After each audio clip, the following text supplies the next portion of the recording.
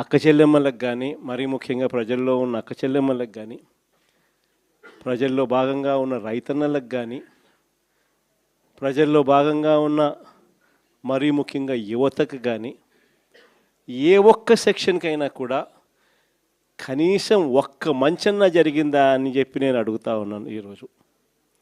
ఎందుకనంటే చంద్రబాబు నాయుడు గారు అధికారంలోకి వచ్చిన తర్వాత జరిగింది ఏమిటి అని చెప్పి ఒక్కసారి మనం వెనక్కి వెళ్ళి బేరీజు వేసుకుంటే జరిగింది ఏమిటి అని అంటే, ఇంతకుముందు మన ప్రభుత్వంలో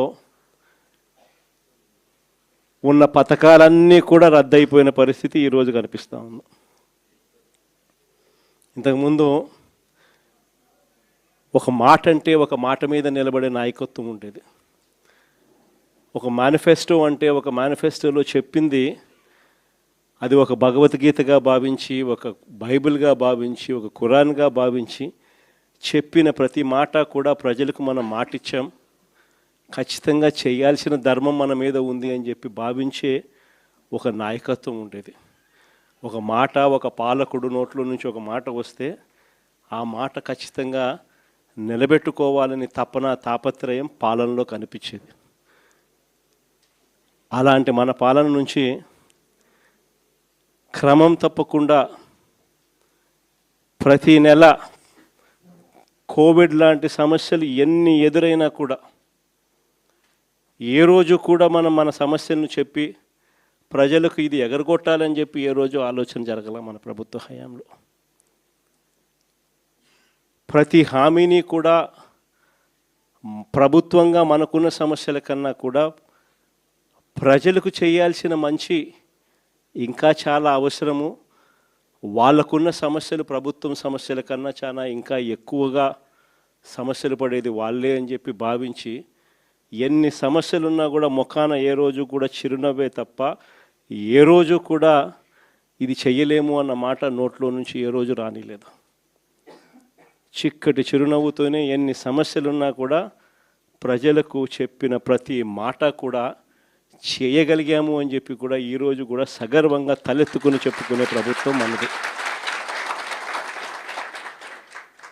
కానీ చంద్రబాబు నాయుడు గారు వచ్చిన తర్వాత ఈ 2 ఏళ్లలో గమనించింది ఏమిటి అని అంటే, మన పథకాలన్నీ ఓవైపున రద్దు చేసేసినాడు, మరోవైపున ఆయన చెప్పిన సూపర్ 6లని, సూపర్ 7లని ఏదైతే ప్రజలకు మభ్యపెడుతూ మోసం చేస్తూ చెప్పినాడో అవన్నీ కూడా ఈరోజు అబద్ధాలుగా తేలిపోయి ఉన్న పరిస్థితులు ఈరోజు మన కళ్ళ ఎదుటే కనిపిస్తూ ఉన్నాయి. సూపర్ 6 అన్నాడు, సూపర్ 7 అన్నాడు. ఎన్నికలప్పుడు అయితే మామూలుగా మాట్లాడాల. వాళ్ళు చేసిన ప్రచారాలు అయితేనేమి, వాళ్ళు ఇచ్చిన అడ్వర్టైజ్మెంట్లు అయితేనేమి, వాళ్ళు ఇచ్చిన టీవీలో యాడ్లు అయితేనేమి, ఇంటింటికి వెళ్ళి బాండ్ల రూపంలో ఇదిగోమ్మ చంద్రబాబు నాయుడు సంతకం పెట్టినాడు, ఇదిగోమ్మ పవన్ కళ్యాణ్ సంతకం పెట్టినాడు, ఇదిగోమ్మ ఇద్దరు కలిసి సంతకాలు పెట్టించిన బాండ్ డాక్యుమెంటు.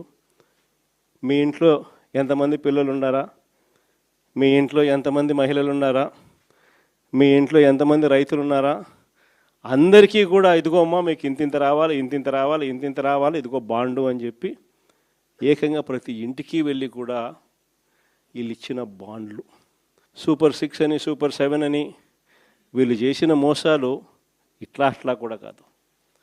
నిజంగా కూడా మనం ఎవరం కూడా ఈ స్థాయిలో ఒక మనిషి అబద్ధాలు ఆడగలుగుతాడా, ఈ స్థాయిలో ఒక మనిషి మోసం చేయగలుగుతాడా అని ఎప్పుడూ కూడా బహుశా ఊహకు కూడా అందవు. ఎందుకనంటే మామూలుగా ఇట్లాంటి అబద్ధాలు, ఇట్లాంటి మోసాలు ఎవరైనా చేస్తే 420 అని చెప్పి కేసు పెట్టి జైల్లో పెడతారు. కానీ ఒక్క చంద్రబాబు నాయుడు గారు ఆయన కూటమిలో మాత్రమే అలా కేసులు పెట్టించుకోకుండా బయట ఉండగలుగుతారు. మన కళ్ళ ఎదుటే కనిపిస్తూ ఉన్న వాస్తవమైన స్వరూపం ఈరోజు రాష్ట్రంలో ఇది. ప్రతి చోట విపరీతమైన కరప్షన్, విచ్చలవిడి కరప్షన్ జరుగుతూ ఉంది.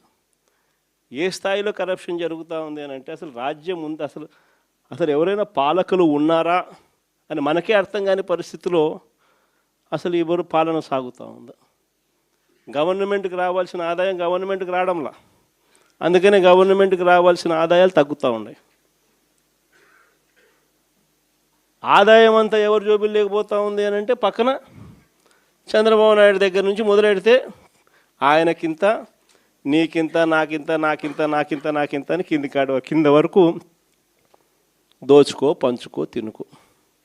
ఇది ఈరోజు రాష్ట్రంలో వీళ్ళ మనుషులకే ఇచ్చుకున్నారు.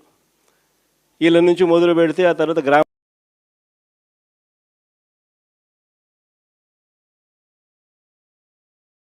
పార్టీ నాయకులకు, కార్యకర్తలకు, మీ అందరికీ కూడా మనస్ఫూర్తిగా పేరు పేరున నమస్కారాలు తెలియజేసుకుంటున్నాను. ఈరోజు మనమంతా కూడా దాదాపుగా 2 సంవత్సరాలు చంద్రబాబు నాయుడు గారు ప్రభుత్వం వచ్చి 2 సంవత్సరాలు అయిపోవస్తూ ఉంది. ఇక మరో 3 సంవత్సరాల్లో మాత్రమే మిగిలి ఉన్న పరిస్థితులు కనిపిస్తూ ఉన్నాయి. ఈ 2 సంవత్సరాలలో చంద్రబాబు నాయుడు గారి వల్ల ప్రజలకు కానీ, అక్క చెల్లెమ్మలకు కానీ, మరీ ముఖ్యంగా ప్రజల్లో ఉన్న అక్క చెల్లెమ్మలకు కానీ, ప్రజల్లో భాగంగా ఉన్న రైతన్నలకు కానీ, ప్రజల్లో భాగంగా ఉన్న మరీ ముఖ్యంగా యువతకు కానీ, ఏ ఒక్క సెక్షన్కైనా కూడా కనీసం ఒక్క మంచన్నా జరిగిందా అని చెప్పి నేను అడుగుతా ఉన్నాను ఈరోజు.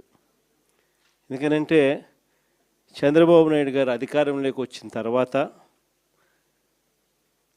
జరిగింది ఏమిటి అని చెప్పి ఒక్కసారి మనం వెనక్కి వెళ్ళి బేరీజు వేసుకుంటే జరిగింది ఏమిటి అని అంటే, ఇంతకుముందు మన ప్రభుత్వంలో ఉన్న పథకాలన్నీ కూడా రద్దయిపోయిన పరిస్థితి ఈరోజు కనిపిస్తూ ఉంది. ఇంతకుముందు ఒక మాట అంటే ఒక మాట మీద నిలబడే నాయకత్వం ఉండేది.